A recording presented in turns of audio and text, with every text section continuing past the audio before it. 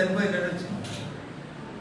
ఒక రోజు డెంగీతో 5 చనిపోయినట్టు వస్తే రిపోర్ట్ అయిందే 5 అయితే రిపోర్ట్ కాకుండా పోయిన వాళ్ళు ఎంతమంది అనుభవిస్తారు ఆలోచించాలి.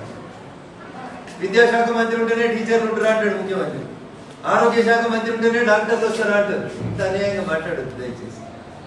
రాష్ట్ర ప్రభుత్వానికి నేను సవినయంగా చేసేటువంటి అప్పీల్ ఏంటంటే, వాతావరణంలో వస్తున్నటువంటి మార్పులు, పర్యావరణ పరిశుభ్రత లేకపోవడం వల్ల విష జ్వరాలు విపరీతంగా ప్రబలుతున్నాయి.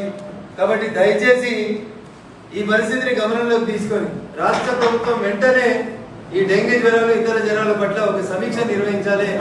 ఆరోగ్య శాఖ మంత్రి గారికి నేను చేసేటువంటి అప్పీల్, వెంటనే మీరు అన్ని ఆసుపత్రులకి సడన్ సర్ప్రైజ్ చేయాలని చెప్పి ఈ సందర్భంగా అప్పీల్ చేస్తా ఉన్నాను.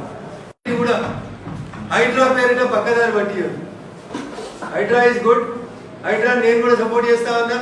చెరువులు గుంటలు అదే ఎడ్డింగ్లు అయిపోయి డెంగీతో చచ్చిపోయిన వాళ్ళు, విష జ్వరాలకు చచ్చిపోతున్న వాళ్ళు ఒక బెడ్ మీద 3 పడుకుంటున్న వార్తలకి స్థానం కరువైతుంది. కాబట్టి my sincere appeal to the media, దయించి ప్రజారోగ్యం పట్ల కొద్దిగా ప్రభుత్వం దృష్టి మళ్ళేటట్టు కొద్దిగా సపోర్ట్ చేయాలని మా మీడియా మిత్రులకు కూడా ఈ సందర్భంగా అప్పీల్ చేస్తా ఉన్నాను.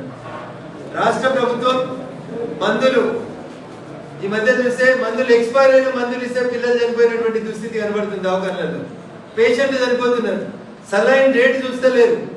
సో నియామకాల విషయం లోపల డాక్టర్లు, నర్సులు, పారామెడికల్ సిబ్బంది నియామకాలు ఎక్కడ ఆగిపోయింటే దయచేసి వెంటనే సిబ్బందుల నియామకాన్ని పూర్తి చేయండి. గ్రామాలలో పారిశుద్ధ్యం పడికేసింది, సర్పంచులకు బిల్లులు లేవు, పంచాయతీ సెక్రటరీలు బిల్లులు కట్టలేక భయపడుతున్నారు.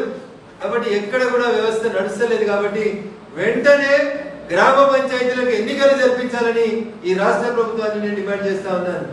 ఎందుకంటే రాష్ట్రానికి ముఖ్యమంత్రి, మంత్రులు, ఎమ్మెల్యేలు ఎట్లా అవసరమో ఒక పంచాయతీ నడవాలంటే ఆ ఊరికి ఒక సర్పంచ్ ఉండడం అంత అవసరం. కాబట్టి కులగణన కావాలి, బీసీ గణన కావాలి. దీనికి వేటికి రఘునందన్ రావు భారతీయ జనతా పార్టీ వ్యతిరేకం కాదు.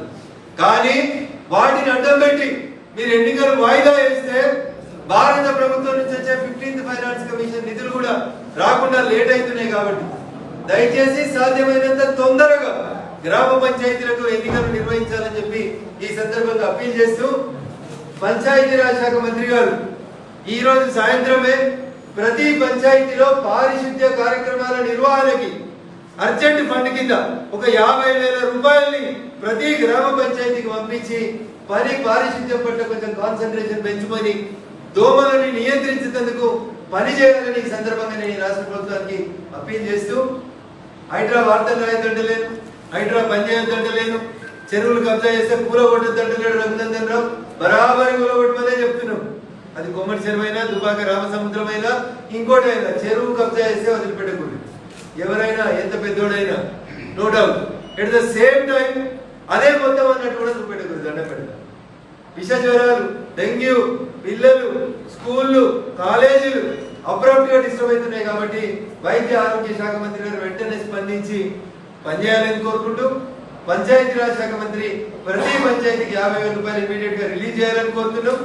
అట్ ద సేమ్ టైం ఒక నెల లోపల 2 నెలలలో గ్రామ పంచాయతీ ఎన్నికలను నిర్వహించాలని ఈ రాష్ట్ర ప్రభుత్వాన్ని డిమాండ్ చేస్తాను.